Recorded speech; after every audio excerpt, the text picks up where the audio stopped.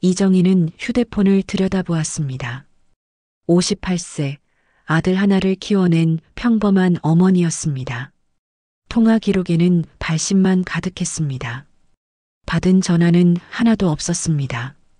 준서가 엄마야. 전화 좀 해라. 마지막 문자를 보낸 지도 일주일이 지났습니다.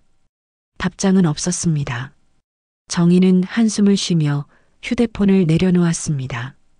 거실벽에 걸린 아들의 대학 졸업사진이 눈에 들어왔습니다. 환하게 웃고 있는 준석의 모습이었습니다.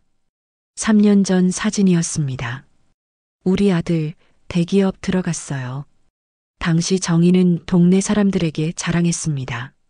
남편 없이 혼자 키운 아들이 좋은 회사에 취직했다는 것이 자랑스러웠습니다. 준석은 효자였습니다.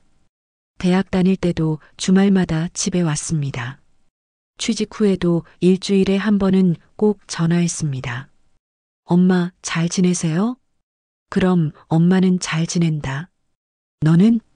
저도 잘 지내요. 다음 주말에 집에 갈게요. 이런 대화가 일상이었습니다. 하지만 올해 들어 달라졌습니다. 1월부터 연락이 뜸해지기 시작했습니다. 처음에는 일주일에 한 번이던 전화가 2주에 한 번이 되었습니다. 그러더니 한 달에 한 번으로 줄었습니다. 그리고 지금은 2달째 연락이 없었습니다. 정희는 먼저 전화를 걸었습니다. 하지만 준석은 받지 않았습니다. 회사 일이 바빠서요. 나중에 다시 전화드릴게요. 가끔 오는 답장은 늘 똑같았습니다. 설날에도 준석은 집에 오지 않았습니다. 엄마, 죄송해요. 프로젝트 때문에 연휴에도 회사 나가야 해요. 문자 한 통뿐이었습니다. 정희는 혼자 차례상을 차렸습니다. 남편의 영정 앞에 절을 올리며 눈물이 났습니다. 여보, 우리 준석이 요즘 왜 이러는지 모르겠어요. 대답은 없었습니다. 친구 명자가 놀러 왔을 때 이 이야기를 했습니다. 정희야, 요즘 젊은 애들 다 바빠. 너무 걱정하지 마. 그래도 명절에도 안 오면 섭섭하잖아. 회사 일이 중요하지 뭐. 조금만 기다려봐. 명자의 말에 정희는 고개를 끄덕였습니다. 하지만 마음은 편하지 않았습니다. 생신날도 마찬가지였습니다. 정희의 58번째 생일이었습니다. 준석에게서 축하 전화가 올 줄 알았습니다. 하지만 하루 종일 전화는 오지 않았습니다. 저녁 9시가 되어서야 문자가 왔습니다. 엄마, 생신 축하드려요. 회사 일이 바빠서 전화 못 드려서 죄송해요. 정희는 문자를 읽고 한참을 멍하니 앉아 있었습니다. 바쁘면 통화 1분도 못하나. 속상했지만 이해하려 애썼습니다. 준석도 힘들 것이라고 생각했습니다. 하지만 밤마다 불안한 꿈을 꾸기 시작했습니다. 준석이 어두운 곳에서 손을 내미는 꿈이었습니다. 정희가 잡으려 하면 준석은 점점 멀어졌습니다. 엄마, 도와주세요. 준석의 목소리가 들리면 정희는 깜짝 놀라 깼습니다. 식은땀을 흘리며 일어나 물을 마셨습니다. 무슨 꿈을 이렇게 자주 꾸나. 정희는 불안했습니다. 하지만 주변 사람들은 걱정하지 말라고 했습니다. 요즘 젊은이들 다 바쁘지. 회사 다니면 원래 그래. 조금만 기다려봐. 연락 올 거야. 정희는 스스로를 달랬습니다. 그래, 준석이가 바쁜 거겠지. 나중에 여유 생기면 연락하겠지. 하지만 마음 한구석에는 차가운 두려움이 자리 잡았습니다. 혹시 무슨 일이 있는 건 아닐까? 혹시 아픈 건 아닐까? 혹시? 생각은 꼬리에 꼬리를 물었습니다. 정희는 준석의 회사에 전화해 볼까 생각했습니다. 하지만 그러면 아들에게 민폐가 될까봐 망설였습니다. 엄마가 회사에 전화하면 창피하겠지. 결국 참았습니다. 3월이 되었습니다. 석 달째 준석과 제대로 통화하지 못했습니다. 정희는 더 이상 참을 수 없었습니다. 준석의 회사 동료 번호를 찾았습니다.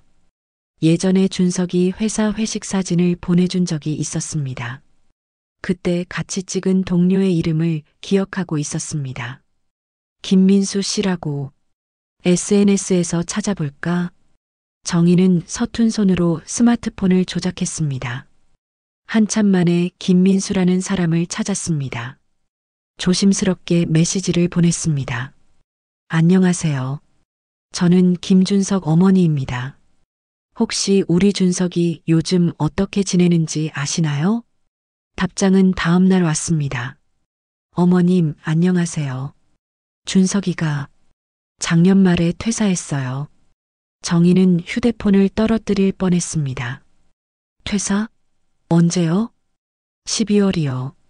그 후로는 저도 연락이 안 돼요. 정희의 머릿속이 하얘졌습니다. 준석이 회사를 그만뒀다고?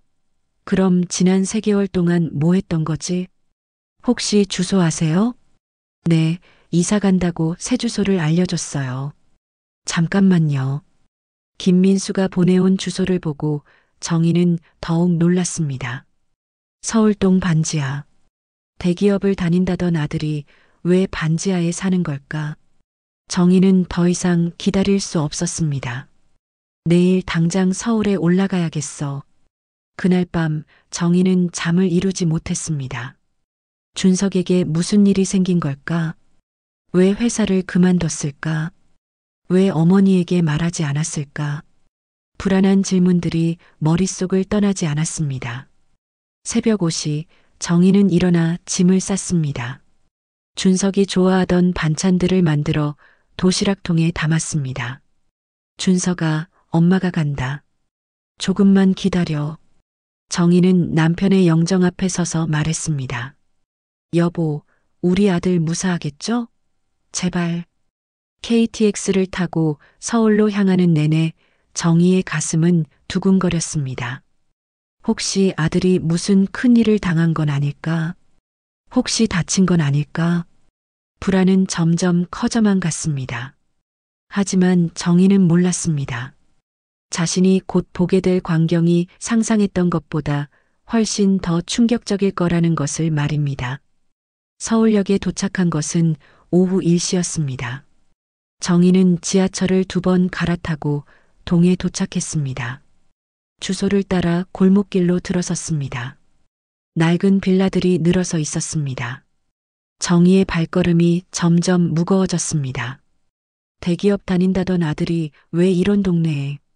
골목 안쪽으로 들어갈수록 건물은 더 오래되어 보였습니다. 드디어 목적지에 도착했습니다. 3층짜리 빌라 건물이었습니다. 반지하 입구가 건물 옆면에 있었습니다.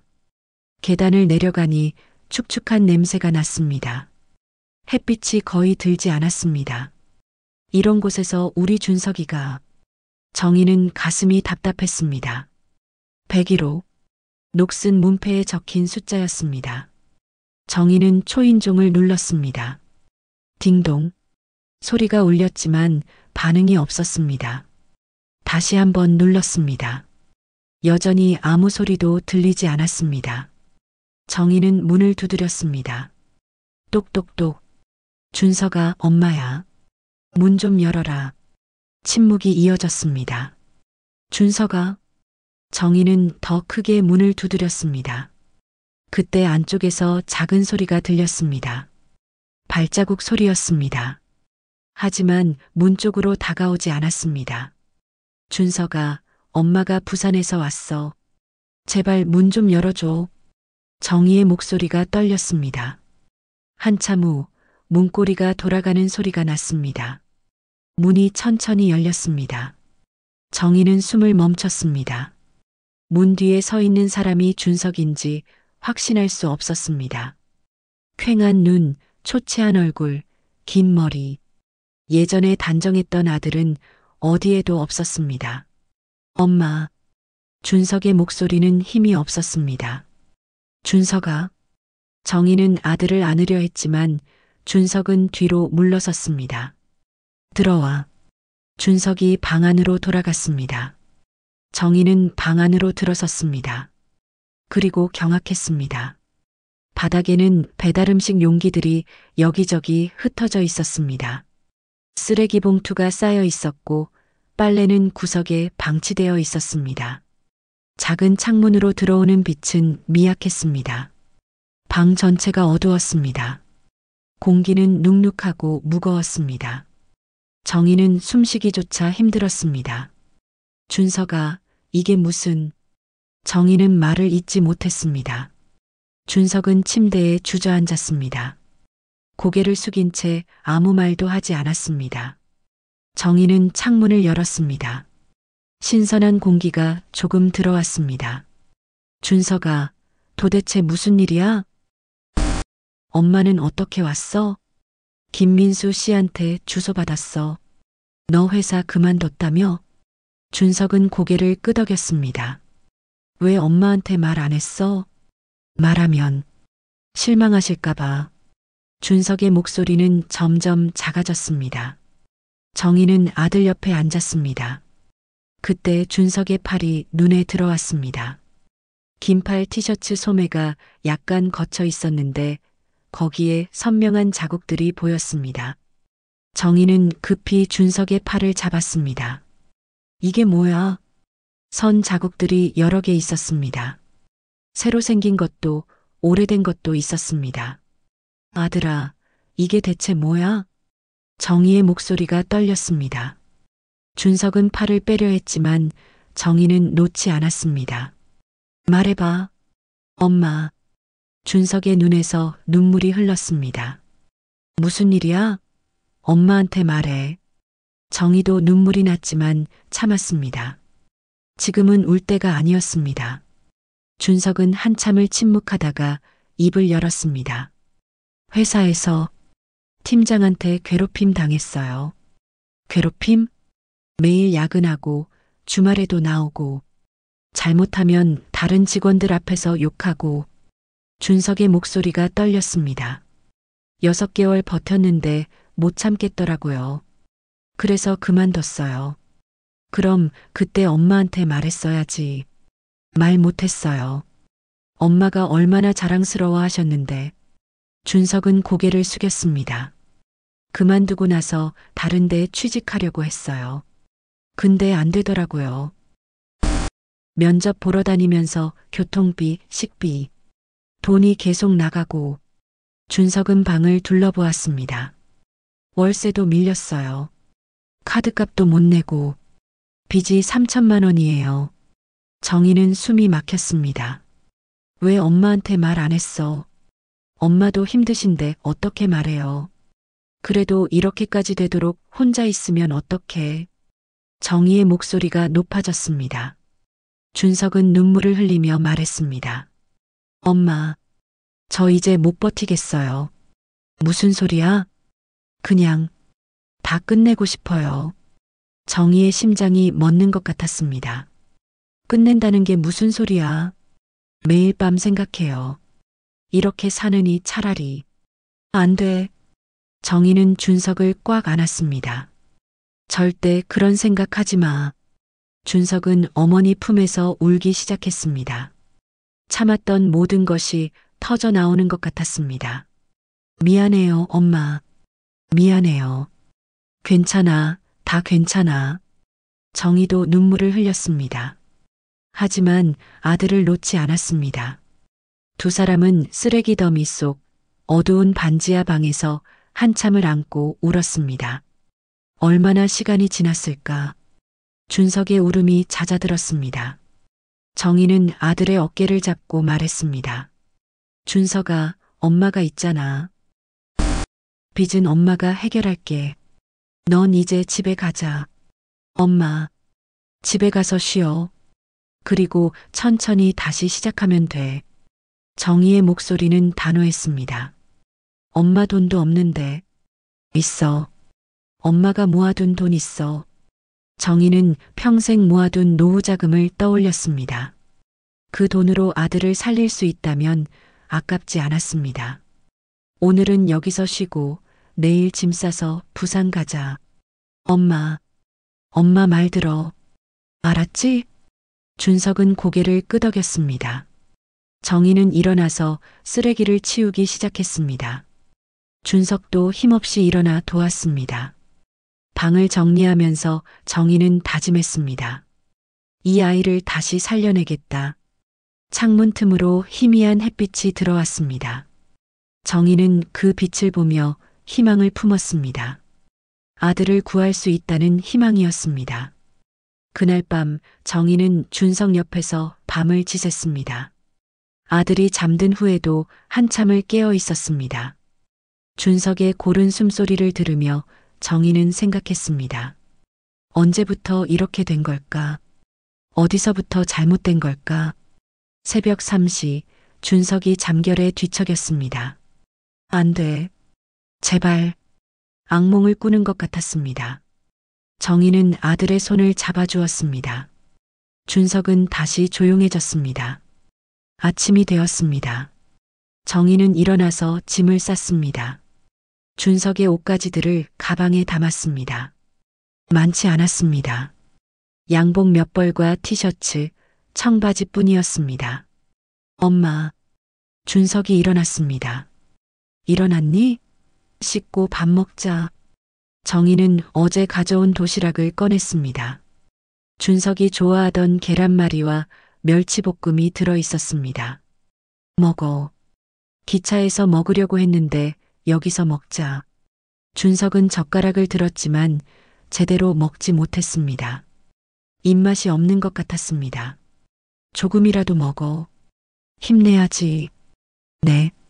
준석은 억지로 몇 숟가락 떴습니다. 점심 무렵 두 사람은 집을 나섰습니다. 정희는 준석의 가방을 들었습니다. 엄마, 제가 들게요. 됐어. 엄마가 들어. 지하철을 타고 서울역으로 향했습니다. 사람들이 많았습니다. 출퇴근 시간이었습니다.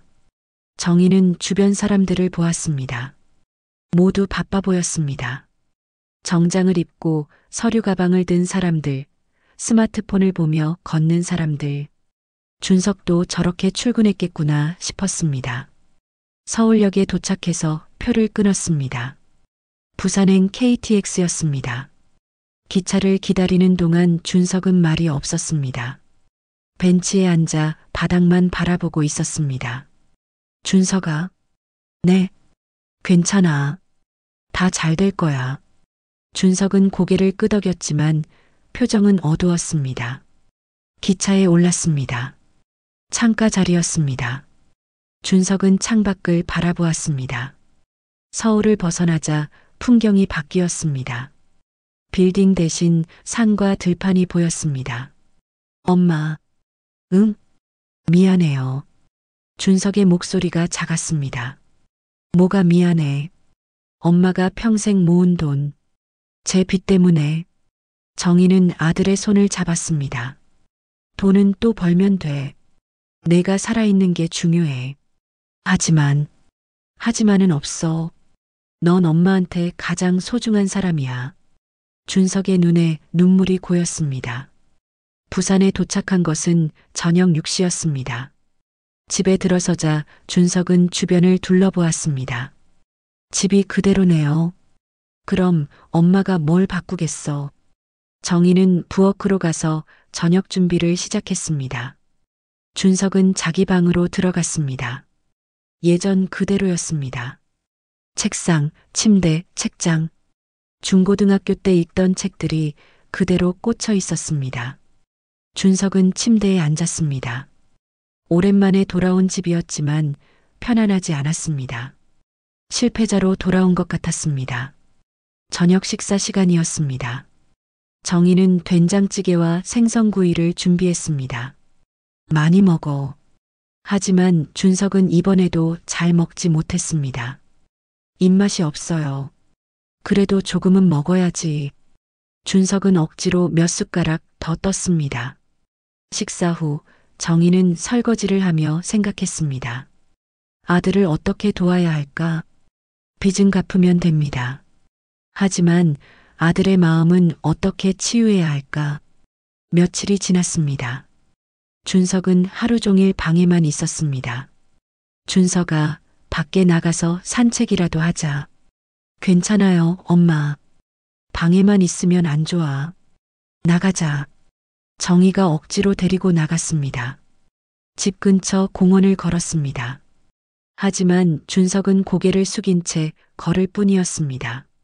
엄마, 저 어떡하면 좋을까요? 뭐가?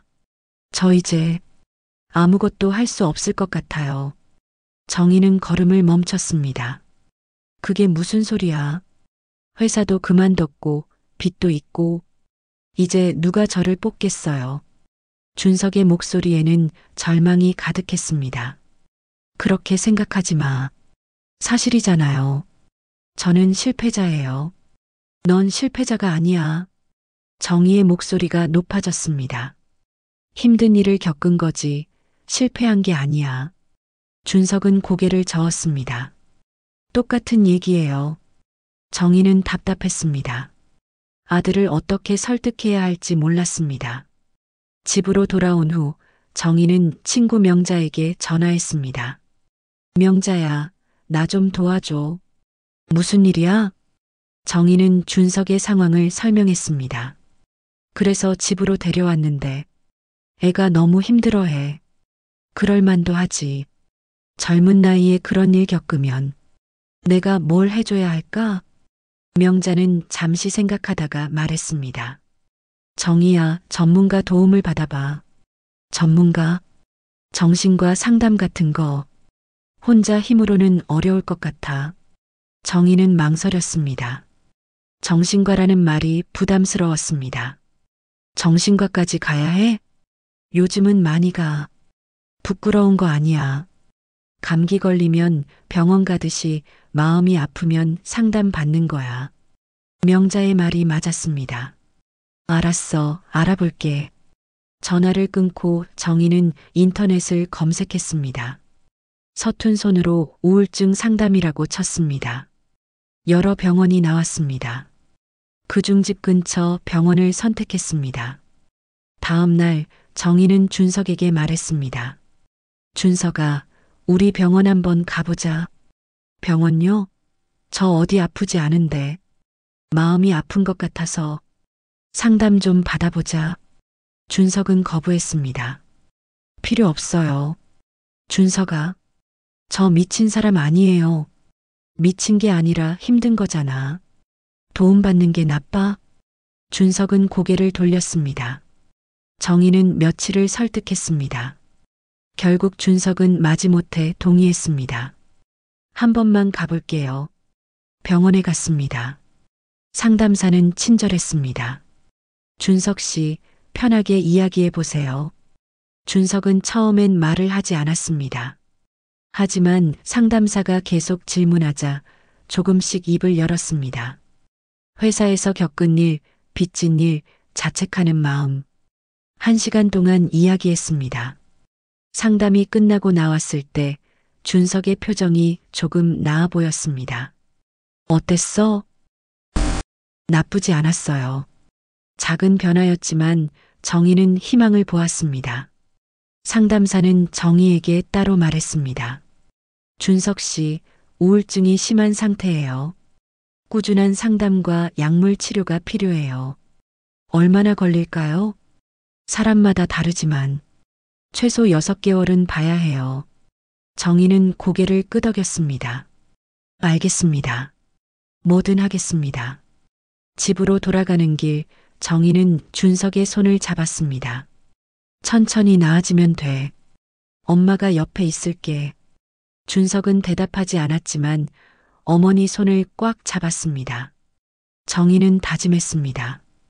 이 아이를 반드시 다시 일으켜 세우겠다고. 3개월이 지났습니다. 준석은 매주 2번 상담을 받았습니다.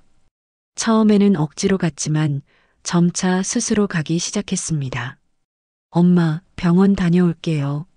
그래, 조심히 다녀와. 작은 변화였지만 정희에게는 큰 희망이었습니다. 약도 꾸준히 먹었습니다. 아침, 저녁으로 알약을 삼키는 준석을 보며 정희는 안도했습니다. 식욕도 조금씩 돌아왔습니다. 엄마, 이거 맛있네요. 그래, 더 먹어. 예전처럼은 아니었지만 이제는 밥 한 공기를 다 비웠습니다. 밤에도 조금씩 잘 자기 시작했습니다. 악몽의 횟수가 줄었습니다. 정희는 매일 아침 준석의 방문을 열어보았습니다. 아들이 무사히 잠들어 있는지 확인하기 위해서였습니다. 엄마, 저 괜찮아요. 매일 확인 안 하셔도 돼요. 그래도 엄마는 확인해야 마음이 놓여. 준석은 어머니를 이해했습니다. 어느 날 준석이 먼저 말했습니다. 엄마, 저 산책 좀 하고 올게요. 혼자? 네, 괜찮아요. 정희는 놀랐습니다. 3개월 동안 준석은 혼자 밖에 나간 적이 없었습니다. 정말 괜찮겠어? 네, 집 앞 공원만 다녀올게요. 정희는 마음이 불안했지만 보내주었습니다. 1시간 후 준석이 돌아왔습니다. 얼굴에 약간의 홍조가 있었습니다. 다녀왔어요. 어땠어? 좋았어요. 오랜만에 밖 공기 마시니까. 준석이 웃었습니다. 작은 미소였지만 정희에게는 세상을 얻은 것 같았습니다. 그날 이후 준석은 매일 산책을 나갔습니다. 처음에는 30분, 그 다음엔 1시간, 점차 시간이 늘었습니다. 엄마, 오늘은 바닷가까지 다녀왔어요. 혼자? 멀었을 텐데. 괜찮았어요. 바다 보니까 마음이 편해졌어요. 준석의 목소리에 활기가 조금씩 돌아오고 있었습니다. 4개월째 준석은 도서관에 가기 시작했습니다. 엄마, 저 도서관 다녀올게요. 도서관? 무슨 책 볼 건데? 그냥 책 좀 읽고 싶어서요. 정희는 기뻤습니다. 준석이 무언가에 관심을 갖기 시작했다는 것이었습니다. 도서관에서 준석은 자기계발서를 읽었습니다. 그리고 구직 관련 책도 봤습니다. 아직 취직할 준비는 안 됐지만 조금씩 미래를 생각하기 시작했습니다.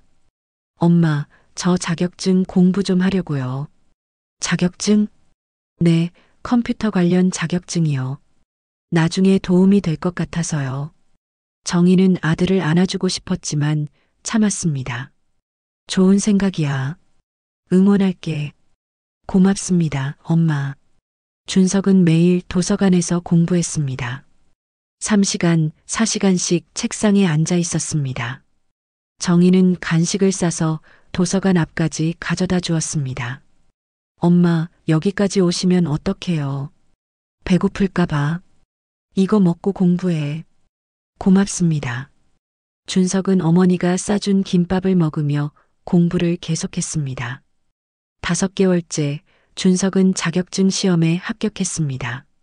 엄마, 붙었어요.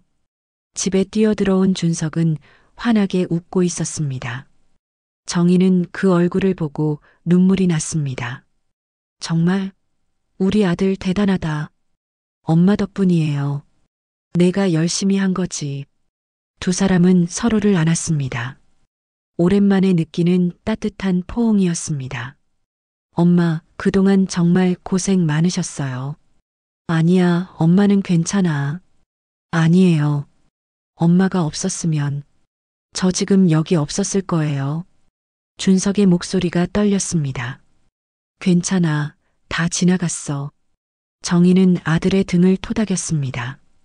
엄마, 이제 제가 취직해서 빚도 갚고 엄마 노후자금도 다시 모아드릴게요. 천천히 해. 급할 것 없어. 아니에요. 빨리 자립하고 싶어요. 준석의 눈빛에는 의지가 보였습니다. 6개월째 준석은 이력서를 쓰기 시작했습니다. 상담사와 함께 면접 준비도 했습니다. 준석 씨 많이 좋아지셨어요.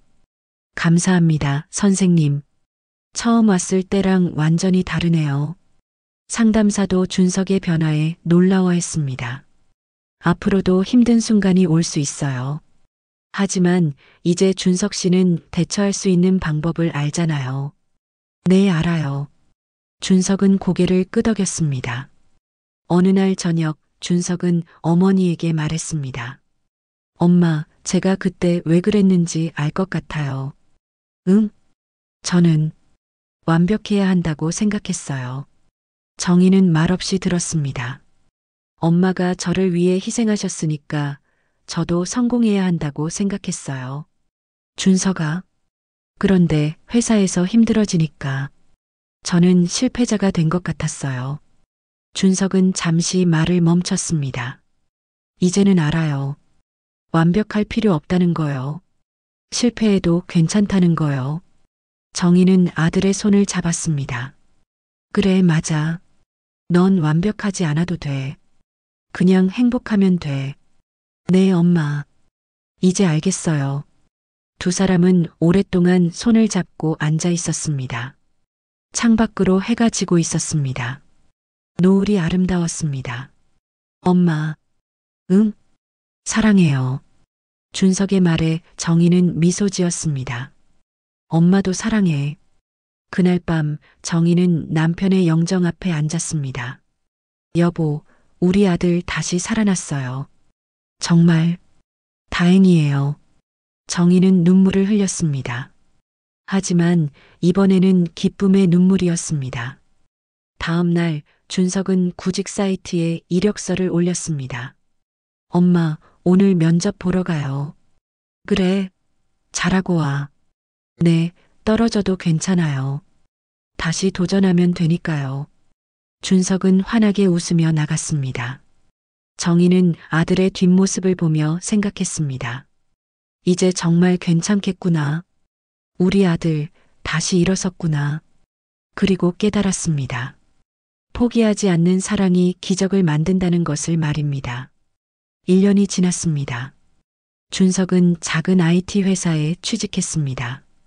대기업은 아니었지만 괜찮은 직장이었습니다. 엄마, 다녀올게요.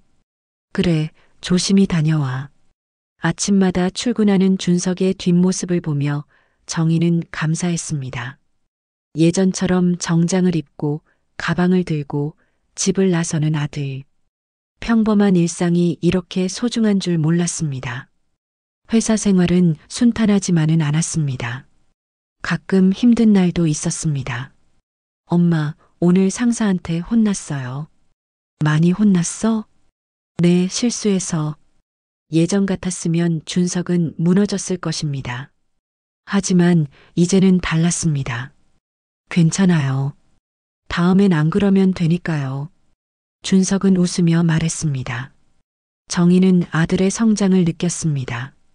실수를 받아들이고 다시 일어서는 법을 배운 것입니다. 주말에는 함께 시간을 보냈습니다. 바닷가를 산책하거나 영화를 보러 가거나 그냥 집에서 이야기를 나누었습니다.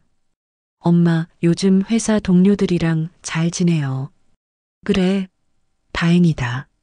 점심도 같이 먹고 퇴근 후에 가끔 커피도 마셔요. 준석은 조금씩 사람들과 어울리기 시작했습니다.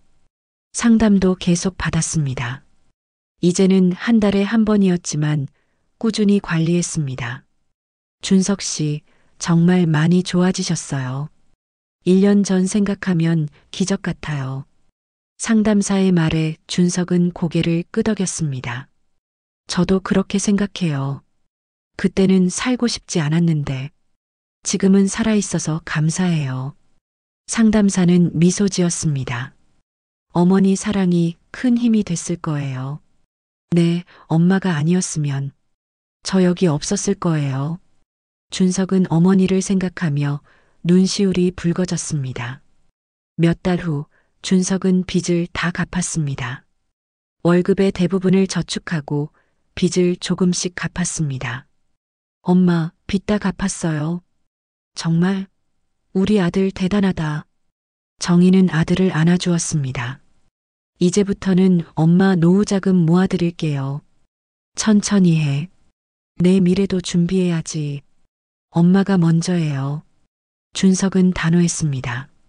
정희는 아들의 성장이 자랑스러웠습니다. 어느 일요일 두 사람은 함께 바닷가에 앉아 있었습니다. 엄마, 응? 제가 왜 그렇게 됐는지 알아요? 정희는 아들을 바라보았습니다. 왜?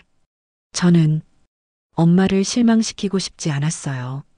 준석의 목소리가 떨렸습니다. 혼자 키우시느라 얼마나 힘드셨어요. 그래서 저는 꼭 성공해야 한다고 생각했어요. 정희는 아들의 손을 잡았습니다. 준석아, 엄마는 내가 성공하든 안 하든 상관없어. 엄마, 그냥 내가 행복하면 돼. 건강하면 돼. 정희의 말에 준석은 눈물을 흘렸습니다. 죄송해요, 엄마. 제가 너무 힘들게 해드렸죠. 아니야. 넌 잘못한 거 없어. 아니에요. 엄마 걱정 많이 시켰어요. 준석은 어머니를 안았습니다. 엄마 사랑해요. 정말 고마워요. 엄마도 사랑해, 우리 아들. 두 사람은 한참을 안고 있었습니다. 바다에서 불어오는 바람이 따뜻했습니다. 그날 저녁 준석은 말했습니다. 엄마, 저 이제 독립하려고 해요. 정희는 놀랐습니다. 독립? 벌써? 네, 이제 혼자서도 괜찮을 것 같아요. 정희는 복잡한 마음이었습니다. 기쁘기도 하고 걱정되기도 했습니다. 정말 괜찮겠어? 네, 엄마. 괜찮아요. 준석은 환하게 웃었습니다. 가끔 연락하고 주말에 자주 올게요. 알았어. 내가 원하는 대로 해. 한 달 후 준석은 회사 근처에 작은 원룸을 얻었습니다. 이번에는 반지하가 아니라 3층 햇빛 잘 드는 방이었습니다. 엄마 와서 보세요. 정희는 아들의 새 집을 방문했습니다. 작지만 깨끗했습니다. 햇빛이 가득 들어왔습니다. 좋다, 우리 아들. 엄마가 해주신 이불이랑 그릇 잘 쓸게요. 정희는 아들을 위해 준비한 살림살이를 건넸습니다. 잘 먹고 건강하게 지내라. 네, 엄마. 준석은 어머니를 꼭 안았습니다. 집으로 돌아가는 길 정희는 1년 전을 떠올렸습니다. 어두운 반지하 방에서 절망에 빠져 있던 아들. 살고 싶지 않다던 아들. 그 아들이 지금은 햇빛 가득한 집에서 희망을 품고 살아가고 있습니다. 정희는 남편의 영정 앞에 앉았습니다. 여보, 우리 아들 정말 잘 자랐어요. 당신도 자랑스러워 할 거예요. 정희는 미소 지었습니다. 며칠 후 준석에게서 전화가 왔습니다. 엄마, 저 회사에서 프로젝트 리더 맡았어요. 정말? 축하한다. 감사해요, 엄마. 열심히 할게요. 준석의 목소리는 활기찼습니다. 정희는 전화를 끊고 창밖을 바라보았습니다. 햇빛이 따스하게 비추고 있었습니다. 사람은 언제든 다시 시작할 수 있다는 것을 깨달았습니다. 아무리 어두운 곳에 있어도 포기하지 않으면 다시 빛을 볼 수 있다는 것을, 그리고 사랑하는 사람의 손을 잡아주는 것이 얼마나 중요한지도 알았습니다. 정희는 휴대폰을 꺼내 준석에게 문자를 보냈습니다. 엄마가 항상 응원해. 사랑해. 곧 답장이 왔습니다. 저도 사랑해요, 엄마. 살아줘서 고마워요. 정희는 눈물을 닦으며 웃었습니다. 세상 어딘가에 힘들어하는 사람이 있다면 손을 내밀어 주세요. 당신의 사랑이 누군가의 목숨을 살릴 수 있습니다. 포기하지 마세요. 다시 시작할 수 있습니다. 햇빛은 언제나 어둠 뒤에 찾아옵니다.